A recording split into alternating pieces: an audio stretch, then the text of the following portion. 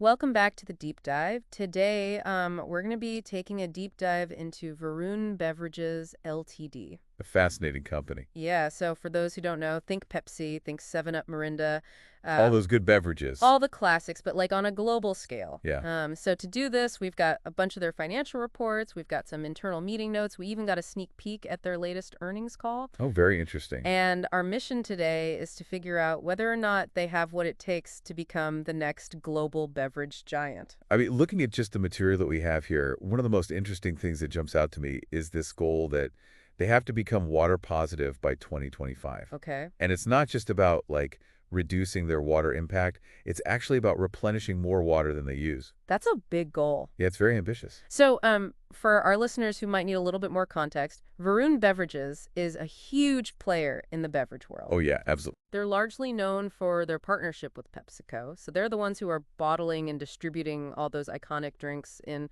a surprising number of markets, actually. Yeah, you're totally right. It's not just like a small local operation or anything like that. We're talking 26 Indian states, Wow. 6 union territories, and on top of that, a rapidly growing international presence. Really? Yeah, so we're talking Nepal, Sri Lanka, Morocco, tons of countries in Africa. Okay. And they also have even like their own line of products, Oh, really? which are especially popular in South Africa. Interesting. They're really on a mission to refresh the world one legion at a time. It seems that way. So their growth has been pretty impressive, but can this momentum really, propel them to the top? I guess that's what we're trying to figure out today. Yeah, for sure. And I think a good place to start is by looking at their performance in 2024. Okay. So in 2024 alone, they had their consolidated sales volume just surge Okay. by 23.2% to hit 1,124.4 million cases. Okay, so that's like cases of beverages. Exactly, cases of ever, Wow, that's a lot. which translates to a revenue jump of 24.7%, Wow. reaching 200,076.5 million rupees. Hold on. Those are some pretty gigantic numbers. They are gigantic numbers. But revenue is just one side of the coin, right? Absolutely. What we really want to know is, are they turning all this growth into profit? Yes, and that's the exciting part because their PAT, or profit after tax, climbed 25.3% Okay. to hit 26,342.8 million rupees. So they're not just growing, they're growing and making money while doing it. Exactly. So they're clearly doing something right. What is it? What's fueling this success? Is it just that everyone loves Pepsi products? Well, it's definitely more nuanced than that, I would say. Okay. They're making a lot of really smart strategic moves, and one of those is investing pretty aggressively and expanding their capacity. Okay. And they're doing that both in India and internationally, including new greenfield plants. So that means that they're gearing up to make even more beverages. Ex- That's a pretty bold move, especially with, new competitors like Campo-Cola kind of shaking things up a bit. Yeah, and they're not ignoring that at all. Okay. I mean, they actually are embracing it. They see it as a sign of a healthy market, Okay. and they're taking steps to really strengthen their own position. Right. And one way they're doing that is by diversifying their offerings a little bit. So it's not just like sugary soda anymore? Not just sugary soda. Okay. They're moving towards a greater mix of like low sugar and no sugar options. Oh, so they're kind of getting in on that health conscious trend that's everywhere. Exactly. Makes sense. But they're going even further than that with a Jira drink. A Jira drink. A Jira drink. Wow, that's interesting. I'm curious to see how that plays out. Me too. It's very unique. It's not your typical soda flavor. It's definitely not. But let's get back to this whole water positive thing. Okay. I mean, it's a very ambitious goal. It is ambitious. But how are they actually planning to pull this off? So it's not just like a marketing thing. Okay. They're taking really concrete steps to reduce their water usage throughout their operations. Okay. So, for example, in 2024, their water usage ratio reached 1.4 liters of water per liter of beverage produced. Okay, so that means they're using 1.4 liters of water for every liter of beverage they make. Exactly. Okay. Which is a big improvement from what it was before. Got it. And they're not stopping there. Their goal is to get to 1.2. Wow, so using even less. Using even less. Okay. And then they're going to step further Okay. and actually implementing programs to replenish groundwater levels in the areas where they operate. Wow, so they're not just being more efficient, they're actually giving back to the water table. Yeah, exactly. That's incredible. So what does that actually look like? Like, how do they do that? So, for example, they have this rainwater harvesting project in Rajasthan Okay. where they've created these large structures that are designed to just collect rainwater, Okay. which then just naturally replenishes the underground aquifers. Interesting. And they're working with local communities to implement similar projects across other regions in India. Okay, so it sounds like a multi-pronged approach. Yeah, definitely multi-pronged. Not just like cutting back their usage, but actually giving back. Yeah, exactly. I'm starting to understand how they're trying to make this water positive goal a reality. You too. So it's definitely not just empty promises, it's about real action. Totally. But okay, so we talked about sustainability, but they've also been making some pretty big moves in terms of acquisitions, right? Oh, yeah. Huge move in 2024 when they took over the beverage company, Bevco for short, in South Africa. That's a bold move considering they're still relatively new to the South African market. What's their plan there? Well, they're not wasting any time. They're already working on boosting their distribution network there, Okay. aiming to just reach a wider customer base. Uh-huh. And right now, they're kind of heavily reliant on modern trade, so like the big retailers. Okay. And their plan is to shift that focus more towards general trade. Okay, so like the smaller independent stores. Exactly, because the margins are better there. That's a smart move. But expanding into a new market, like that's a risky venture. What makes them so confident to take such a big leap? So it's not just based on gut feeling. Okay. I mean, their financial moves suggest there's a lot of investor confidence in what they're doing. Okay. For example, they managed to raise a whopping 75,000 million rupees through a QFIP. Okay, and remind me what a QIP is again? So a QIP, or a Qualified Institutional Placement, is basically a way for companies to raise capital by issuing shares to these qualified institutional buyers, Okay. which are usually like mutual funds, insurance companies, pension funds, the big guys. Okay, got it. So the fact that they were able to raise that much money through a QIP is a signal that the big financial players believe in Varun Beverages. So it's like a big thumbs up from the financial experts? Basically, yeah. They also had some significant cash outflows though, right? Like weren't they paying down debt? Yeah, so the cash flow statement shows that they made repayments on long-term borrowings of 55,084.16 million rupees in 2024. Okay, so they're taking on some debt to like fuel the expansion, but they're also strategically trying to reduce their overall debt burden. Exactly. It's about finding a good balance. Smart. And let's not forget their commitment to their shareholders. Oh, right, the dividends. Exactly. That zero point 0.5 rupees per share dividend is also reflected in their cash flow statement. So they're sharing the wealth. Sharing the wealth. But it's interesting to see how all these pieces fit together.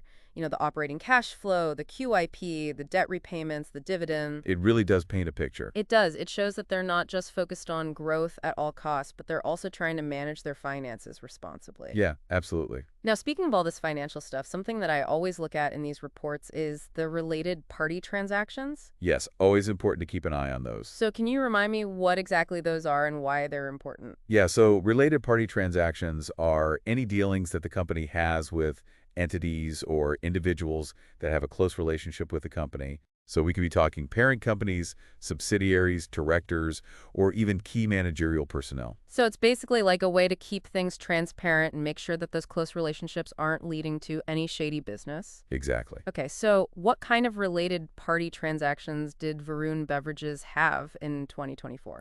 So one example that was mentioned involved a loan provided to the company secretary of RJ Corp Limited, Okay. which is actually their parent company. Oh, okay.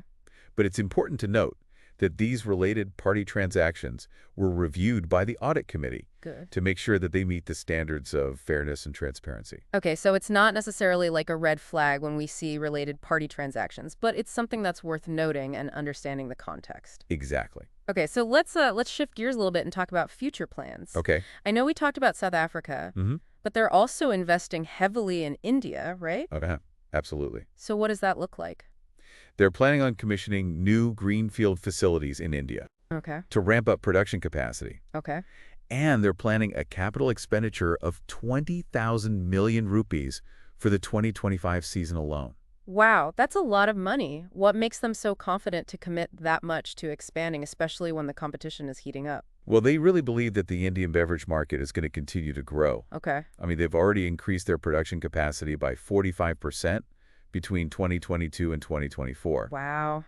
And they just see even more potential moving forward. So they're basically betting big on India's thirst for beverages. Exactly. But increased production is only part of the puzzle, right? Right. They also need to make sure they can get those drinks into the hands of consumers. Yeah, and that's why they're looking at reducing their reliance on modern trade in South Africa Okay. and really bolstering their general trade presence. Right, because that's where they see the better margins. Exactly. Okay, so it sounds like they're playing a smart game, I think so. expanding production, strengthening their distribution network. Mm-hmm. And I'm even venturing into new categories like that Jira drink. Yeah. But they're not just trying to grow at any cost, they're also trying to do it sustainably. Yeah, their commitment to becoming water positive is a big differentiator. Definitely. And they're also making efforts to reduce their carbon footprint and promote sustainable packaging. It's really encouraging to see a company this size put so much emphasis on sustainability. I agree. Okay, so before we jump into their earnings call, I want to talk about one more thing. Okay. Their annual general meeting. Okay. We got to peek at some of their meeting notes. Yeah. And I was curious, what's on the agenda? So one thing that's on the agenda is the appointment of their secretary auditors. Okay. They're looking at a firm called Sanjay Grover and Associates, Okay. and they're proposing a 5-year term for them. So they're really putting a lot of trust in this auditing firm. They are, which I think shows that they've really vetted them. Okay, makes sense. And just as a little detail, they're planning on holding the AGM virtually on April 3, 2025. So no need for everyone to gather in person, No need. which is becoming much more common these days. Absolutely. So before we move on to the earnings call, let's take a step back. Okay. We've looked at their financial performance, their acquisitions, their plans for expansion, their sustainability efforts. It's been quite a deep dive. It has. So let me ask you, the listener, what's your impression of Varun Beverages so far? Do you think they have what it takes? Yeah. What do you think, listener? We're about to hear from their leadership team, so let's see what they have to say. Let's dive in. This is where things get really interesting. For sure. We're going inside their latest earnings call. Can't wait. This is where we get to hear directly from the chairman, Robbie G. Puria. Let's do it. All right, so let's dig a little deeper into Varun Beverages' financials. Okay. I'm really curious about their cash flow statement for 2024. Yeah. It's one thing to have like big revenue and profits on paper, Right. but are they actually generating the cash they need for all these big plans? That's the key question. Yeah. And the cash flow statement gives us a pretty good picture of how they're managing their money. Okay. So one of the first things we look at is the net cash flow from operating activities, Okay. which in their case was a very strong 33,810.97 million rupees in 2024. Okay, so that means they're making a good chunk of change just from selling all those beverages. Exactly. They're generating that cash just from running their core business. That's a good sign, right? That's only. It means they're not just surviving on debt or external funding. Right. They're actually making money from selling their products. Exactly. And a healthy operating cash flow like that gives them the flexibility to invest in their future growth, Okay. like all those capacity expansion plans we talked about. Makes sense. And speaking of which, we can't forget that massive 75,000 million rupee QIP they secured. Right, which I'm still a little fuzzy on. Can you break it down for our listeners who might not be financial experts? Of course, so a QIP, or a qualified institutional placement, is basically a way for listed companies to raise capital by issuing shares Okay. to qualified institutional buyers. Okay. And these are typically your big investors, your mutual funds, your insurance companies, pension funds. Got it. And the fact that Varun Beverages managed to raise such a significant amount through this QIP really shows strong confidence from these big institutions. So it's like a big vote of confidence. Absolutely. But they also had some pretty big cash outflows, right? Yes. Like they were paying down some debt, weren't they? Yeah, you're right. What did that look like? So the cash flow statement shows that they repaid long-term borrowings totaling 55,084.16 million rupees in 2024. Wow. Okay, so it seems like they're really actively managing their debt. They're taking on some to grow, but also using opportunities like this QIP to reduce their overall debt. It's all about balance. Bug. And don't forget those shareholder dividends. Oh, right. That 0.5 rupee per share payout is also reflected in their cash flow statement. It's good to see they're sharing the wealth. Yeah, absolutely. So we've got operating cash flow, we've got the QIP, the debt repayments, the dividends. It paints a picture of a company that's not just growing recklessly, they're thinking about managing their finances responsibly. Absolutely. Now, one thing that always stands out to me in these reports is the section on related party transactions. Okay. Can you remind me what those are and why they matter? Yeah, so related party transactions are basically any dealings that the company has with entities or individuals who have a close relationship with the company. Okay. So we could be talking parent companies, subsidiaries, directors, or even key managerial personnel. So it's all about being transparent and making sure that those close relationships aren't being used for anything shady. Exactly, avoiding any potential conflicts of interest. So what kind of related party transactions did Varun Beverages have in 2024? Well, one example mentioned in their report was a loan that was provided to the company secretary of RJ Corp Limited, Okay. which is actually their parent company. Oh, okay. But the important thing here is that The notes to the financial statements clearly say that these transactions were reviewed and approved by the audit committee, Okay, good. making sure that they were fair and So transparent. it's not a red flag necessarily. Not necessarily, but it's always something to pay attention to. Right. Okay, so let's switch gears a little bit and talk about their future plans. We've already talked about their expansion into South Africa, but they're also putting a lot of resources into India, right? Oh yeah, big time. What does that look like? So they've announced plans to set up new greenfield facilities in India, Okay. mainly to increase their production capacity even further. Okay. They're actually planning on spending 20,000 million rupees just for the 2025 season. Wow, that's a huge investment. It is. What gives them the confidence to commit that much money to expanding, especially with the competition increasing? Well, they seem very confident in the growth potential of the Indian beverage market. I mean, they've already significantly increased their production capacity in India by 45% between 2022 and 2024, Wow. and they just see even more growth ahead. So they're really betting on India's thirst for more beverages. That's a good way to put it. But it's not just about making more drinks. Right. It's about getting those drinks into the hands of consumers. Absolutely, distribution is key. And we talked about how they're looking to reduce their reliance on modern trade in South Africa and Yeah. expand their general trade presence. Exactly, where they see better margins. So they're expanding production, is strengthening their distribution, and they're even going into new categories like that Jira drink. It's a multifaceted approach. It is, but they're not just trying to grow at any cost, are they? No, they're trying to do it sustainably. Their commitment to becoming water positive is a big deal. It is. And they're making efforts to reduce their carbon footprint and even promoting sustainable packaging. They're really trying to be responsible. It's refreshing to see a company of this size actually prioritizing sustainability. Definitely. Now, before we move on to their earnings call, I want to touch on one more thing. Okay. Their upcoming annual general meeting. All right. We got a peek at some meeting notes. Yes. And I'm curious about what's on the agenda. So one of the key items is the appointment of their secretarial auditors. Okay. They're looking at a firm called Sanjay Grover and Associates, Okay. and they're proposing a 5-year term. That's a long time. They must really trust this firm. Yeah, it seems like they've done their due diligence. That makes sense. And just a small detail, the AGM is scheduled for April 3, 2025, Okay. and it's going to be held virtually. Oh, wow. So no need for shareholders to travel. Exactly, which is becoming more and more common. Makes it easier for everyone to participate. Absolutely. So before we jump into that earnings call, let's recap what we've learned. Okay. We've looked at their financial performance, their acquisitions, their expansion plans, their sustainability initiatives, even their corporate governance practices. It's been quite the journey. It has. So, listener, what do you think of Varun Beverages so far? Are you impressed?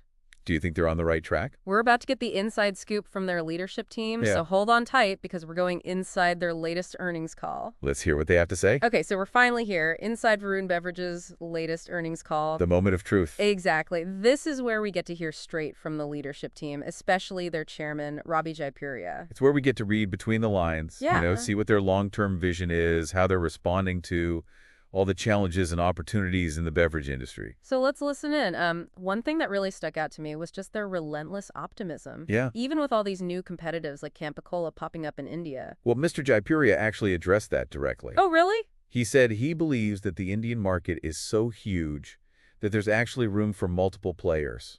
Interesting. He sees competition as a way to expand the market for everyone. So they're not shying away from it. Not at all. And they're backing that up by trying to reach even more of those 12 million FMCG outlets in India. Wow, that's a massive distribution network. It is. And remember, it's not just about those classic PepsiCo brands. Right, they've got some new tricks up their sleeve. Exactly. That potential Jira drink for the Indian market came up again. Oh, the Jira drink. Yeah, and it sounds like they're serious about it. Okay, I have to admit, I'm really curious about this Jira drink. It's a very unique concept. It's definitely not your typical soda flavor. Not at all. It could be brilliant or it could be a flop. Who knows? Well, we'll have to wait and see. But Yeah. their expansion in South Africa was another big talking point. Oh, yeah, absolutely. They admitted that their initial reliance on modern trade, those big retailers, wasn't really the best approach. Yeah, the margins are much tighter there. So they're shifting their focus to general trade, those smaller independent stores. A classic move for a company that's aiming for both growth and profitability. But the analysts on the call definitely didn't go easy on them, Oh no, they had some tough questions. especially about their capacity utilization. Yeah, they've invested so much in expanding.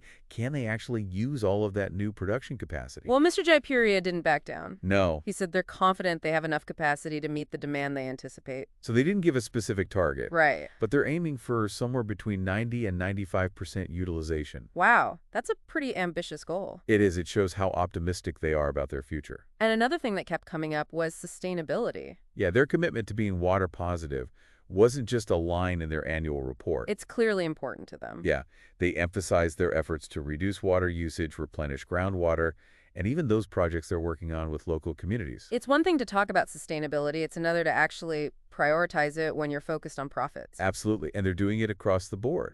Yeah, like carbon footprint reduction. Renewable energy, efficient cooling tech, they're going all in. They're not just reacting to pressure. It feels like they're trying to lead the way. I think so. And they also touched on their diversification strategy with the snacks business. Oh, right, their partnership with PepsiCo to manufacture and sell snacks in Morocco, Zimbabwe, and Zambia. It makes sense. They already have the infrastructure. Yeah, might as well leverage it. And they're projecting some pretty decent revenues from that, too. Yeah, $25 to $30 million in Morocco alone for 2025. Not bad at all. Definitely a promising start. So as you come to the end of our deep dive, what are the key takeaways for our listeners? Well, Varun Beverages is a company that's moving fast. Yeah, rapid growth, aggressive expansion. They're not afraid to shake things up. And they're doing it all while partnering with a giant like PepsiCo, but also forging their own path with those innovative products. Like that Jira drink. Exactly.